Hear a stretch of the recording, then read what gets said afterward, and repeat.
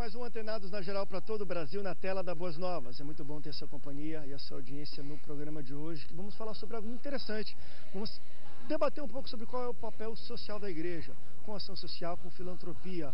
A igreja deve fazer esse trabalho? É de fato um dever dela, uma ocupação dela? Não, André, a igreja tem que levar a gente para o céu, é um papel espiritual, não um papel social. A gente vai falar um pouco sobre isso e um pouco também sobre a carência que isso existe hoje no Brasil. E será que a igreja às vezes pode ser uma resposta ou a resposta para pessoas com drogados na rua, para crianças que moram na rua, moradores de rua e por aí vai? Vamos falar um pouco sobre o papel desempenhado da igreja. Será que tem como melhorar e será que de fato isso é obrigação dela?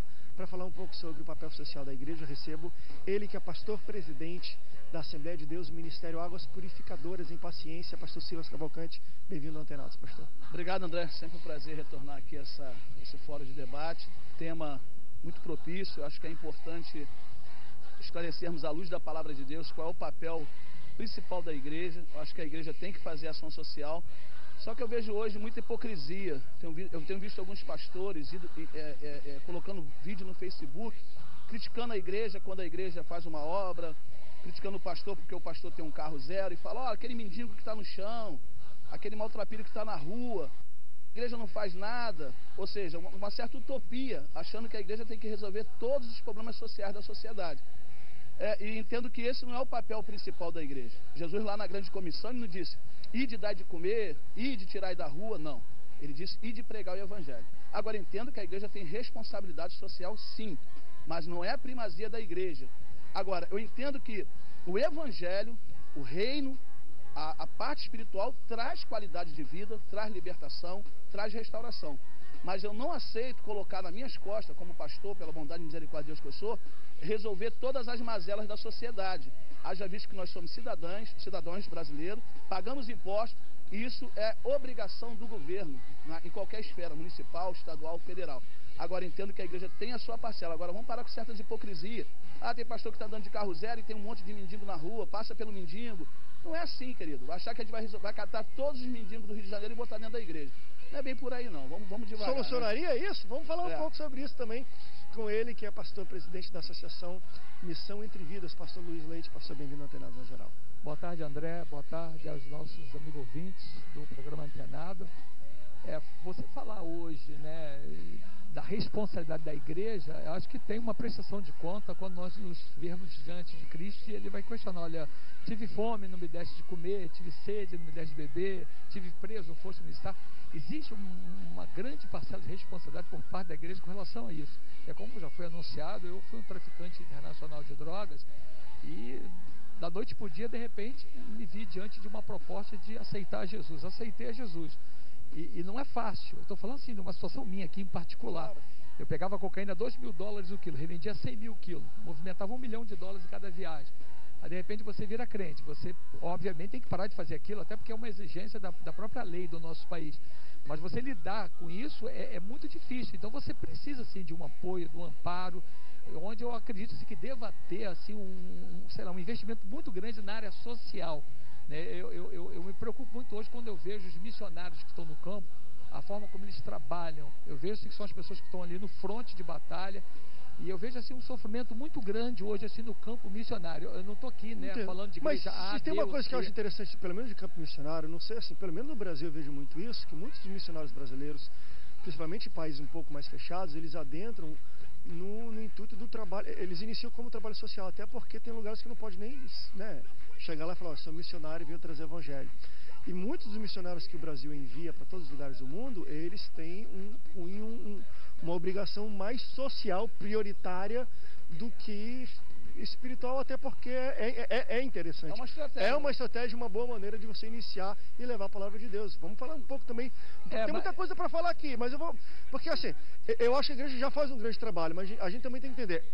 É ruim esse trabalho? É responsabilidade inicial da igreja? Eu vi uma entrevista com a delegada Marta Rocha, a sociedade exigindo que acabasse com a prostituição na Avenida Atlântica. E ela deu um depoimento dizendo assim, olha gente, tudo bem, a nossa função é acabar com a prostituição, mas a minha preocupação é como é que vai ser depois, porque essas prostitutas, querendo ou não, elas comem, bebem e vivem com o dinheiro da prostituição. Então existe assim uma preocupação que tem que ter por parte da igreja quando essas pessoas chegam na igreja. Talvez algumas pessoas não aceitem isso, mas querendo ou não, isso é uma responsabilidade. Perfeito. Você deixar de vender cocaína da noite para o dia, não poder mais, literalmente não poder, como é que você vai comer, que você vai beber? Aí todo mundo fala, não, você tem que trabalhar. Claro, todo mundo tem que trabalhar, é o trabalho. Eu pego 9 da noite e largo 10, 10 e meia da noite no meu trabalho, né? Mas não é fácil, é difícil como todo trabalhador. Não, mas eu concordo, mas aí vai ser responsabilidade da igreja ter que sustentar essa pessoa para tirar ela da prática dela? Não, é você ter um bom trabalho social. Mas, a gente vai chegar lá. Deixa eu só apresentar para o pessoal que já começou aqui de quinta. Estamos na quinta marcha já. Também recebo ele que é pastor da comunidade evangélica, um projeto de Deus e também subdiretor de operações da Guarda Municipal do Rio de Janeiro, pastor Carlos Cristo. Pastor, bem-vindo ao Antenados. André, mais uma vez, alegria estar aqui. Cumprimento a todos com a graça e paz, meus colegas, alguns de longa data. E mando um abraço aí para a Anchieta, nossa igreja, a região de Ricardo, enfim.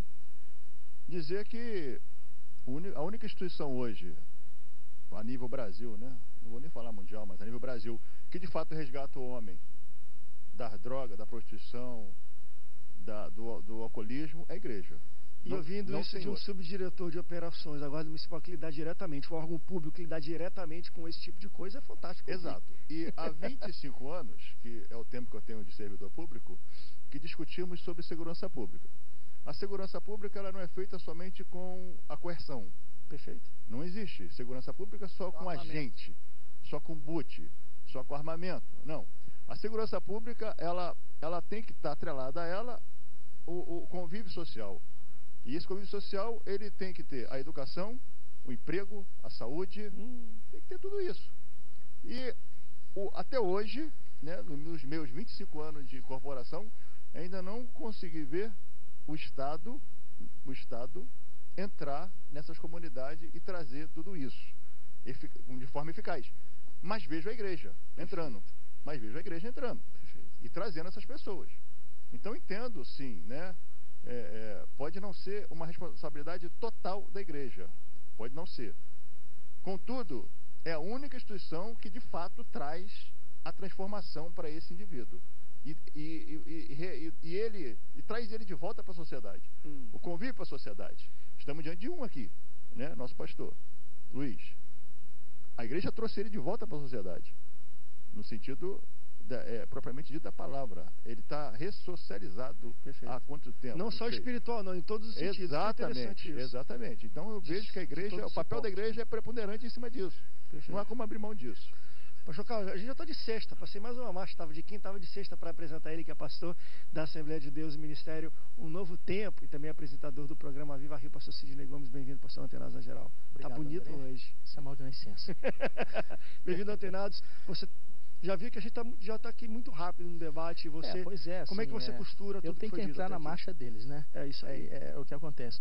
Eu acredito que realmente o maior órgão hoje de transformação social do país é a igreja, porque a igreja tem uma ferramenta que o governo não tem, que o Estado não tem, chamada voluntariedade.